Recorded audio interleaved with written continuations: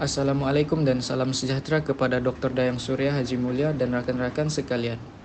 Saya Muhammad Nur Hisham bin Abdul Sada memegang kad matriks bernomor BA 19911118 dan pasangan saya Nur Amalia Amani binti Khairuddin memegang kad matriks bernomor BA 20110599. Kami akan menganalisis filem The Little Woman yang telah ditayangkan pada tahun 2019.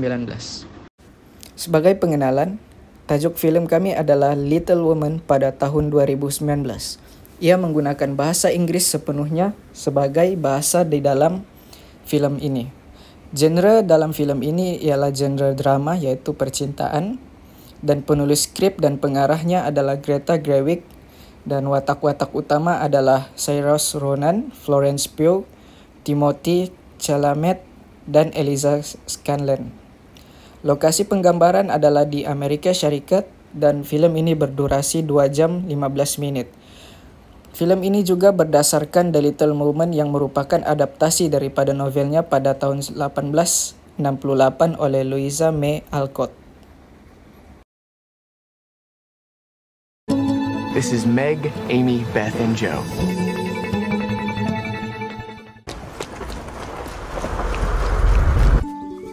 I'm working on a novel. It is a story of my life and my sister's. Make it short and spicy. And if the main character is a girl, make sure she's married by the end. Ow, Joe! I want to be an artist in Rome and be the best painter in the world. It's what you want too, isn't it, Joe? To be a famous writer? Yes, but it sounds so crass when she says it. My girls have a way of getting into mischief. Well, so do I. This is Meg, Amy, Beth, and Joe. I intend to make my own way in the world. No one makes their own way, least of all a woman. You'll need to marry well. But you are not married, aren't you? Well, that's because I'm rich. Joe, would you like to dance with me? I can't because I scorched my dress. And Meg told me to keep still so no one would see it. I have an idea of how we can manage. Joe is a lost cause. So you are your family's hope now. I believe we have some power over who we love. It isn't something that just happens to a person. I think the poets might disagree. We can leave right now. I'll sell stories. Joe. And you should be an actress and you should have a life on the stage. Just because my dreams are different than yours doesn't mean they're unimportant. Seterusnya ialah plot filem. Kisah ini mengenai 4 orang anak gadis iaitu Joe, Meg, Amy dan Buzz yang tinggal di Concord pada abad ke-19. Kehidupan Joe sebagai tulang belakang keluarga membuatkan dia merasa tanggungjawab dalam memastikan kelangsungan hidup adik-beradiknya. Joe telah melakukan pelbagai kerja seperti menulis karya dan bekerja sebagai guru di sebuah tempat. Pada suatu hari, Joe telah mendapat surat daripada ibunya yang menyatakan bahawa adiknya Beth telah jatuh sakit dan membuatkan dia segera pulang ke kampung halaman. Kehadiran Bibi Marsh, neneknya sendiri, telah menggugat pendirian Joe. Dia menjelaskan bahawa wanita hanya untuk dikahwini dengan lelaki kaya dan bukan dibayar untuk pemikiran. Walau bagaimanapun, satu insiden telah berlaku yang menyebabkan pergaduhan di antara Joe dan Amy. Joe dan Meg telah pergi ke sebuah teater tanpa mengundang Amy. Disebabkan oleh kemarahan Amy, dia telah membakar sebuah karya hasil penulisan Joe. Keesokan harinya, Joe dan Laurie telah meluncur ais dan Amy ingin mengikut dan meminta maaf. Namun Amy telah jatuh ke dalam rakanan ais dan perkara ini telah membuatkan Joe rasa bersalah kepada adiknya.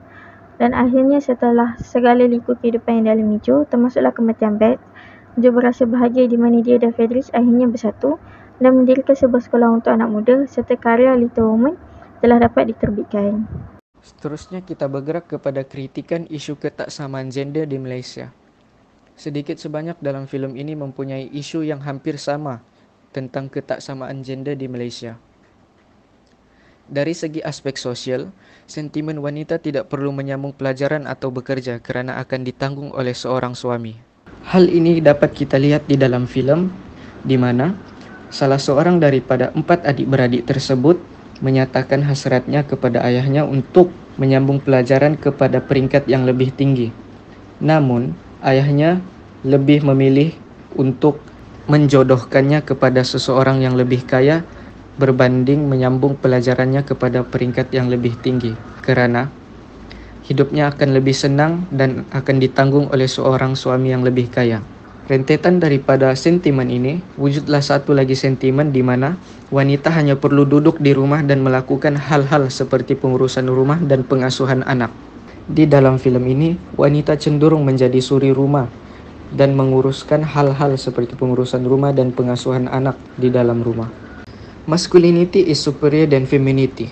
Quotes ini telah menjadi satu kekeliruan kepada masyarakat di Malaysia, di mana masculinity ini sering digambarkan seorang yang alpha dan mempunyai ciri kepimpinan, manakala femininity pula sering digambarkan kepada seseorang yang beta dan cenderung untuk mengikuti setiap arahan.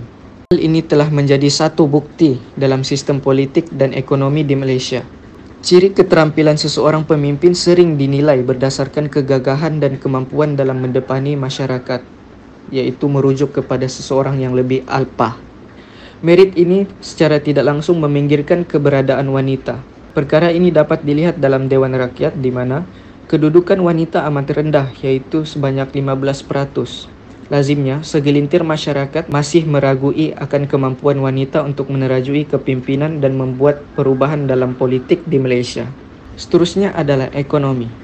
Jurang ketaksamaan gender juga mengekang kemajuan wanita untuk berdaya saing dalam sektor ekonomi. Berbanding lelaki, wanita perlu menempuhi pelbagai halangan, terutamanya bagi yang sudah berumah tangga dan mempunyai anak. Kebanyakan daripada kita masih beranggapan bahawa pendidikan anak di rumah perlu digalas oleh wanita, manakala lelaki bertanggungjawab dalam mencari rezeki.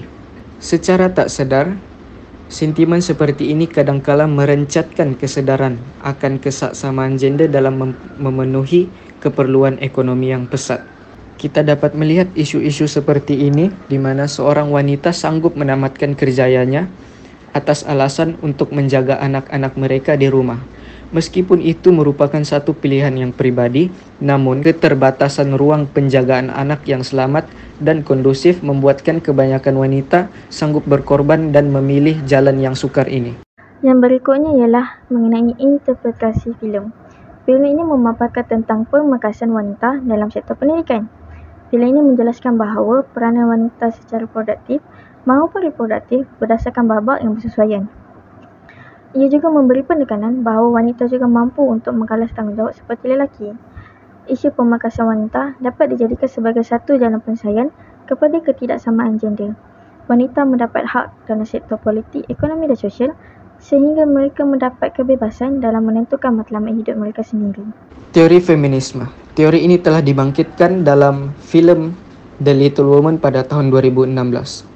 Seorang wanita yang terjebak dalam dilema dalam hubungan persaudaraan dan posisi wanita di dalam masyarakat. Contohnya, karakter Jo digambarkan selalu memperjuangkan kesetaraan gender dan memperlihatkan keharmonian antara gender tanpa memperdulikan mana pihak yang lebih atasan. Selain itu, perempuan lebih ramai mendesak untuk berkahwin dan seolah-olah tidak mendapat peluang untuk mencapai pendidikan yang lebih tinggi.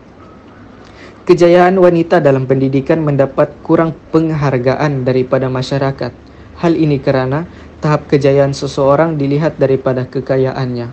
Kita dapat lihat dalam filem ini, Jo memperjuangkan kesetaraan gender di mana dia telah berusaha untuk melanjutkan pendidikannya kepada tahap yang lebih tinggi dan menentang sentimen-sentimen yang telah dibina dalam masyarakat pada zaman itu. Seterusnya kita akan melihat hubung kait filem ini mengenai isu terdahulu dan isu semasa. Pada waktu dahulu, wanita sukar untuk mendapat tempat dalam pendidikan maupun pekerjaan. Pemekasan wanita dalam memastikan pendidikan yang mencukupi dapat merapatkan ruang gender. Pengaksesan kepada pendidikan merupakan satu langkah yang besar kerana ia memberi ruang ilmu dalam mencuburi bidang ekonomi dan juga sosial.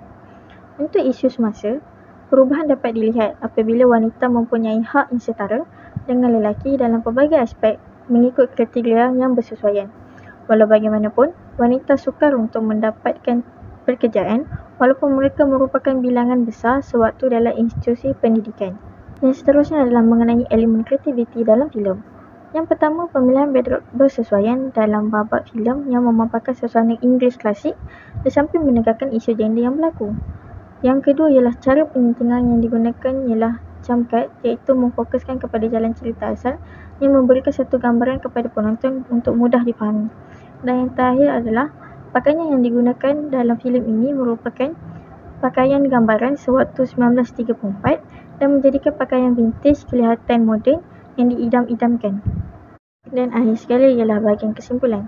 Little Woman menceritakan tentang pengorbanan seorang wanita dalam memastikan keharmonian keluarganya terjamin. Walaupun dia berasa tertekan oleh diskriminasi gender, dia mampu untuk mengalas tanggungjawab sebagai ketua dengan seadilnya. Dalam filem ini kita dapat lihat isu ketidaksamaan gender, khususnya mengenai pendidikan dan tanggungjawab yang perlu dihadapi oleh wanita. Isu ini sewajarnya diberi penekanan bagi memastikan jurang gender dapat dirapatkan melalui pemerkasaan wanita. Itu sahaja daripada kami. Sekian, terima kasih.